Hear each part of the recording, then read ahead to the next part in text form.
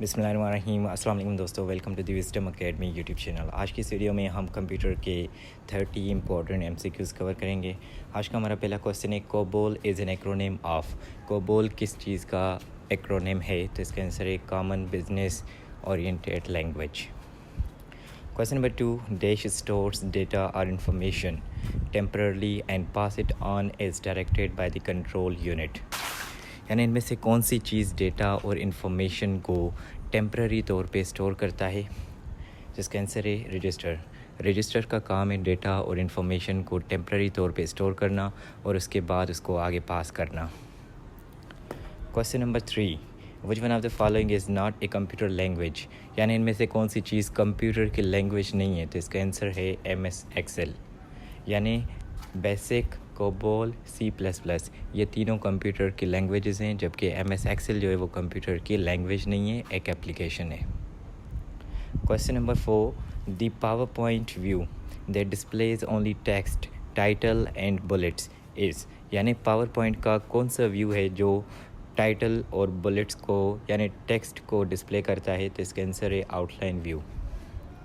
Question number 5, computers manipulate data in many ways and this manipulation is called.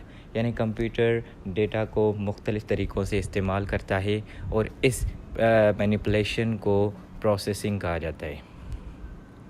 Question number 6, in Microsoft power point The entry effect as one slide replaces another in a show is called।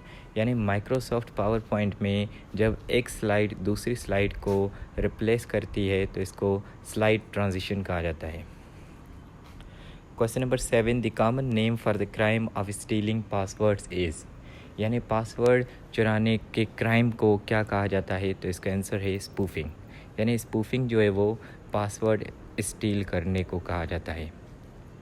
Question number 8, IBM stands for. IBM किस चीज़ की abbreviation है? तो इसका answer है international business machine. IBM का full form है international business machine. Question number 9, virus is the word of which language. यानी virus किस ज़बान का लफ्ज़ है? तो इसका आंसर है Latin. Question number 10, which file format can be added to a PowerPoint show. यानी पावर पॉइंट में कौन सा फ़ाइल ऐड किया जा सकता है? तो इसका आंसर है ऑल ऑफ दीज, यानी JPG, GIV, WAV। यानी ये सारे फाइल्स पावर पॉइंट में ऐड किए जा सकते हैं।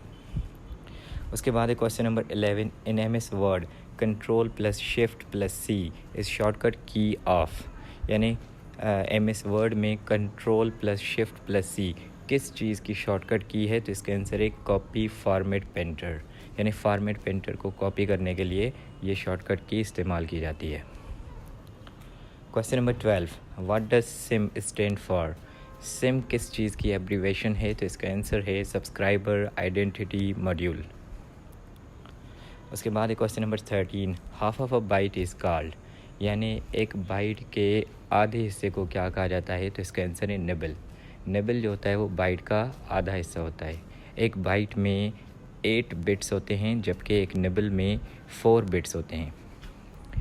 यानी 4 बिट्स जो होते हैं वो एक निबल बनाते हैं और 8 बिट्स मिलके एक बाइट बनता है। Question number 14, Microsoft Excel 2019 files have a default extension of. यानी माइक्रोसॉफ्ट एक्सेल 2019 के जो फाइल्स हैं उनकी एक्सटेंशन कौन सी है? तो इसका आंसर है .xlsx। यानी MS एक्सेल 2019 के जो फाइल्स होंगे उनके एंड पे .xlsx होगा। Question number 15, what does control plus is equal की इफेक्ट। यानी control plus is equal shortcut की किस चीज़ की शॉर्टकट की है? तो इसका आंसर है सबस्क्रिप्ट। यानी ये शॉर्टकट की सबस्क्रिप्ट लगाने के लिए इस्तेमाल की जाती है। Question number 16, when typing in Word field manually what must you press to insert the quotes brackets. यानी MS वर्ड में मैन्युअली जब आप टाइप कर रहे होते हो तो ब्रैकेट ऐड करने के लिए कौन सी शॉर्टकट की इस्तेमाल की जाती है? तो इसका आंसर है Ctrl+F9। यानी Ctrl+F9 की प्रेस करने से ब्रैकेट इंसर्ट होती हैं। Question number 17, HTTP stands for, HTTP किस चीज़ की एब्रीवेशन है? तो इसका आंसर है हाइपर टेक्स्ट ट्रांसफ़र प्रोटोकॉल। उसके बाद है question number 18, what is the tool in MS word that copies only the format of selected text so that you can apply on other text. यानी MS Word में कौन सी चीज़ किसी भी selected text के format को कॉपी करती है ताकि वो फॉर्मेट आप दूसरे टेक्स्ट के ऊपर अप्लाई कर सकें, तो वो है फॉर्मेट पेंटर।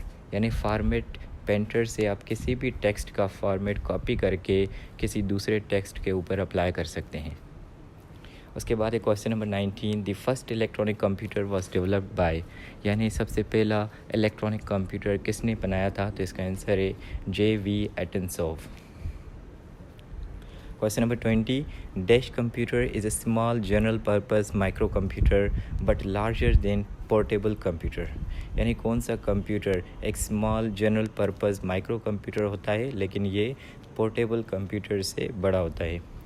तो ये है desktop computer. Question number 21, dash computer is a medium sized computer. यानी कौन सा कंप्यूटर मीडियम साइज़ का होता है? तो वो है मिनी कंप्यूटर। मिनी कंप्यूटर जो है वो मीडियम साइज़ का कंप्यूटर है।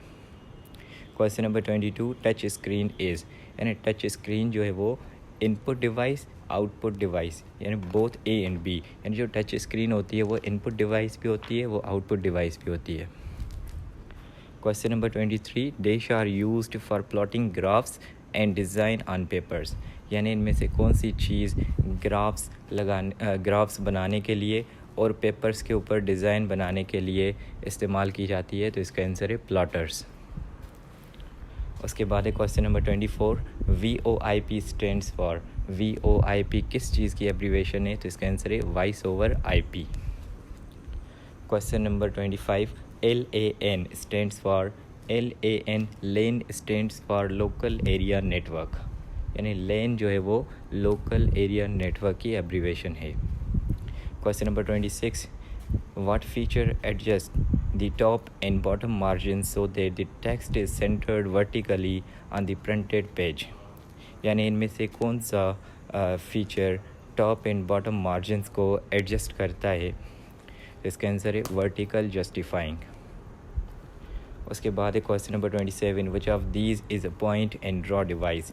यानी इनमें से कौन सा device point and draw device है? तो इसका आंसर है माउस। उसके बाद question number 28, forms that are used to organize business data into rows and columns are called. यानी वो फॉर्म्स जो बिजनेस डेटा को रोज़ और कॉलम्स में ऑर्गेनाइज करते हैं उन फॉर्म्स को स्प्रेडशीट्स कहा जाता है। Question number 29, what is the shortcut की टू डिस्प्ले फील्ड कोड्स। यानी फील्ड कोड्स को डिस्प्ले करने के लिए कौन सी शॉर्टकट की इस्तेमाल की जाती है? तो इसका आंसर है अल्टर प्लस F9। उसके बाद है question number 30, what do you call the translator with text assembly language program as input and produce machine code as output. यानी आप उस ट्रांसलेटर को क्या कहते हैं जो कि असेंबली लैंग्वेज प्रोग्राम को इनपुट के तौर पे लेता है और मशीन कोड और प्रोड्यूस करता है मशीन कोड एज आउटपुट। यानी मशीन कोड को आउटपुट के तौर पे प्रोड्यूस करता है, तो उस ट्रांसलेटर को असेंबलर कहा जाता है। तो दोस्तों आज के लिए इतना ही काफ़ी है। मज़ीद MCQs के लिए मिलते हैं अगली वीडियो में, तब तक के लिए इजाज़त, अल्लाह हाफ़िज़।